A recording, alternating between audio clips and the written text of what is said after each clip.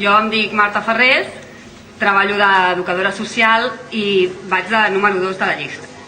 Actualment treballo al Consorci Badalona Sud a l'Espai de Dones.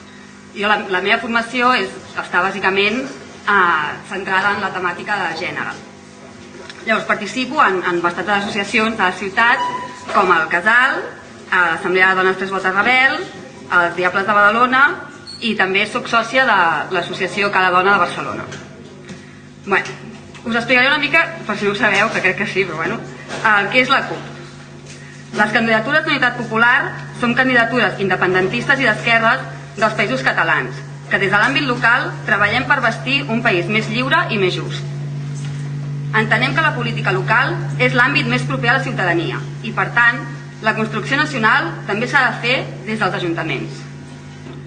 En aquestes eleccions municipals del 2011, la CUP serà present a més d'una 80ena de municipis per defensar-hi un clar programa de transformació social i redreçament nacional. Un programa que pretén aprofundir en la democràcia participativa i en la defensa del territori. Tot això ho volem fer des de la pràctica assembleària i defugint de personalismes, dotant d'un marcat accent de justícia social el procés d'alliberament del poble català. A continuació, el meu company Toni i la meva companya Núria destacaran algunes lluites que han estat punta de llança de la CUP aquests darrers anys a la ciutat.